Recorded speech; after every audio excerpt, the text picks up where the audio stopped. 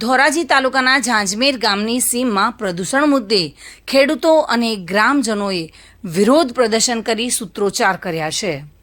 વિવાદિત સોફર અને પ્રોસેસ હાઉસમાંથી પ્રદૂષિત પાણી છોડાતું હોવાના આક્ષેપો સાથે આ સૂત્રોચ્ચાર કરવામાં આવ્યા છે।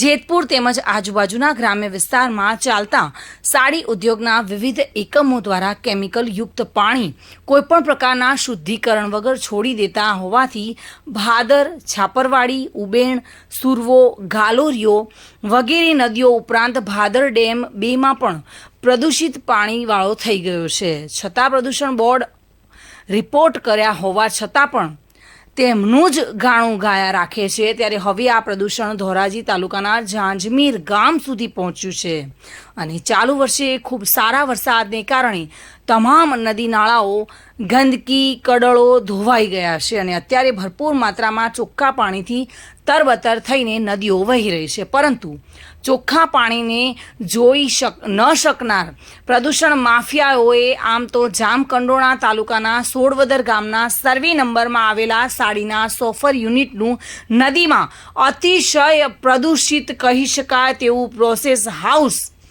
સોફર તેમજ કારખાનું કેમિકલ યુક્ત લાલ પાણી છોડતા હોવાથી જમીનમાં વાવેતર કર્યું છે, પરંતુ ઉગ્યું નહોતું અને ગામના ખેડૂતોની અસંખ્ય ફરિયાદ બાદ પણ કેમિકલ યુક્ત ખેડૂતોની હાજરીમાં પાણી નીકળતું હોય છે, જેથી આજે ઝાંઝમેર તેમજ સનાળા ગામના ખેડૂતો અને ગ્રામજનો એકત્રિત થયા હતા, સૂત્રોચ્ચાર કર્યા હતા અને કડક પગલાંની માંગ કરી હતી। ધોરાજી તાલુકો રેસિડેન્ટ, હું સોડવદર જામકંડોરણા તાલુકાનો ખાતેદાર છું। મારા ખેતરની બાજુમાં સાડી ધોલાઈનો પ્રોસેસ યુનિટ આવેલો છે, જેનું કેમિકલ યુક્ત પાણી વોકડામાં છોડતા અમારા કુવા અને બોર બધાયમાં એ પાણીનો કરંટ લાગતા અમારા પાકો નિષ્ફળ જાય છે। ઉચ્ચ કક્ષાએ અવારનવાર રજૂઆત કરતા આનું કઈ નિરાકરણ આવેલ નથી। હવે અમે જો આ ગાંધી ચિંધ્યા માર્ગે આંદોલન કરશી, આ પ્રવૃત્તિ બંધ નહીં થાય તો અમારી માંગણી છે કે આ ધોલાઈ ઘાટ સંપૂર્ણ બંધ થવો જોઈએ। આનાથી ચામડીના રોગ થાય છે, આજુબાજુમાં દુર્ગંધ ફેલાય છે, જેથી અમારે કોઈ મજૂરો પણ કામે આવતા નથી। ને બીજું એક પ્લસ પોઈન્ટ એ છે કે માલ પશુ આ પાણી પીએ તો એ અંતે 1-2 મહિનામાં બીમાર થઈને મૃત્યુ પામે છે અને આ દેશમાં પંખીઓ એક પણ જોવા મળતા નથી।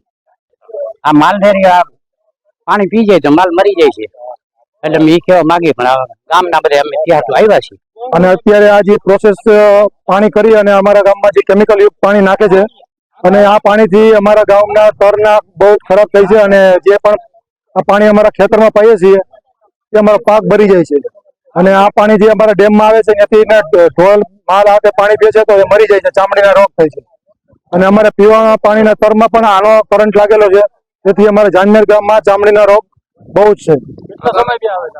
આ પાણી 20 વર્ષથી આવે છે અને આનું કોઈ નિવારણ આવતું નથી। ઘણીવાર રજૂઆત કરેલી છે પણ કોઈ આનો પ્રશ્નનું સોલ્યુશન આવતું નથી। આગામી સમયમાં જો આ ટૂંક સમયમાં આ ઘાટ બંધ નહીં કરે, પ્રોસેસ કાર્યક્રમ બંધ નહીં કરે તો અમે ગાંધી ચિંધ્યા આંદોલન કરશી અને ઉગ્ર રજૂઆત કરી અને અમારે ઝાંઝમેર સનાળા ગામ 2 ગામ સંપૂર્ણ બંધ કરશે। વિમલ સોંદરવા સાથે bureau report, today Gujarati news.